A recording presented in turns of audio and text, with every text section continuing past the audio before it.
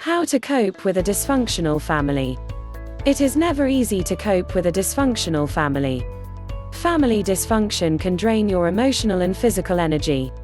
Family get-togethers may be very difficult and managing conflict may feel impossible. To cope, learn to set boundaries and avoid subjects that cause disagreement. Limit contact with family members that cause problems and learn to put yourself first. Remember, your emotional needs and well-being should be valued. When coping with a dysfunctional family, know and stand up for your own rights. Dealing with family events. 1. Keep your expectations realistic. Dysfunctional families may be resistant to change. When going into a family situation, work on keeping your expectations in check. If you accept that some conflict and difficulty is inevitable, you may be less frustrated by disagreement. 2. Take someone with you to family events. Having a buffer can help you cope. Ask a friend or romantic partner to accompany you to support you emotionally during family functions. 3. Limit alcohol. Alcohol tends to fuel emotion. If your family is difficult by nature, too much alcohol could lead to an increase in conflict. There may be problem drinkers in your family. If this is the case, it's a good idea to call family members and request an alcohol-free get-together. Try to provide other beverages, like sparkling cider, instead of alcohol.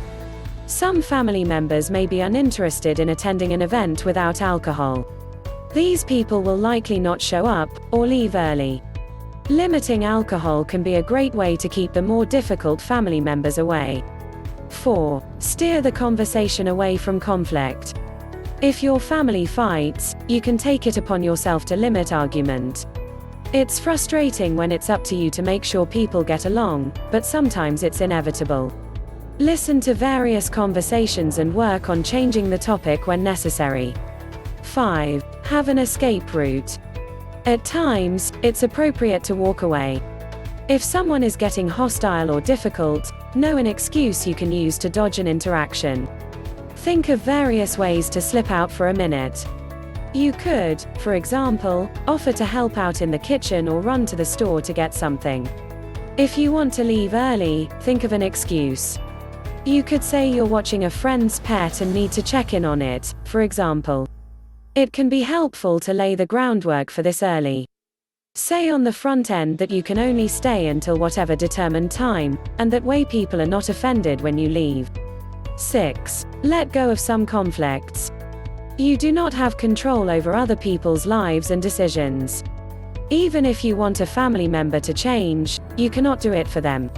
Try to avoid becoming emotionally invested in long-standing conflicts over which you have little power. Managing your relationship with your family. 1. Recognize your own emotional needs. You have a right to feel respected and safe in your relationships. No one should violate this right. The first step to asserting yourself is identifying what you need.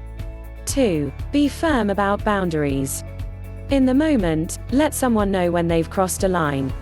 You do not have to be aggressive or mean. You can be respectful while simultaneously making it clear where the line is. 3. Use I statements when you assert yourself. I statements are statements phrased in a way to reduce blame. Instead of placing an objective judgment on a situation, you emphasize your personal feelings. They have 3 parts. They begin with, I feel, after which you immediately state your feelings. From there, you explain the behavior that led to that feeling. Lastly, you say why you felt the way you did. 4. Led by example. Show genuine compassion and concern for your family. Check in with them regularly and invest in them as people. Do not let their bad behavior dictate your treatment of them, the two should exist separately from each other. For instance, don't respond to a rude family member by being rude in return or by just writing him off.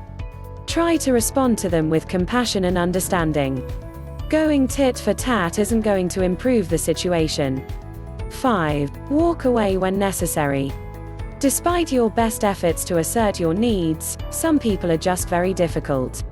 If your family is not responding to your attempts to assert yourself, it's okay to leave some situations.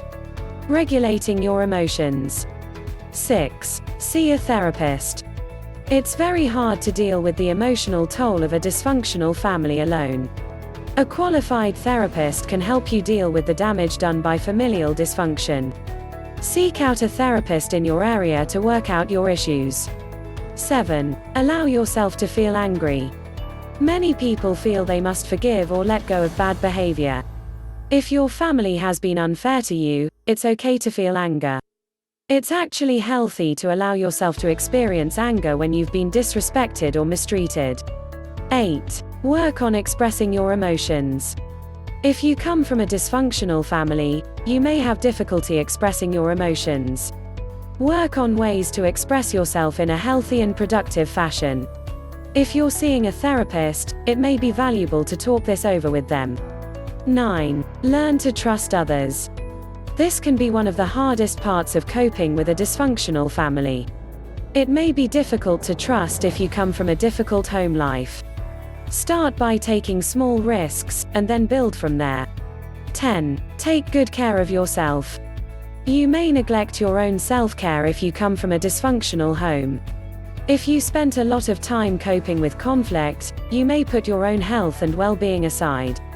Work on practicing basic self-care. This alone can help you better regulate your emotions.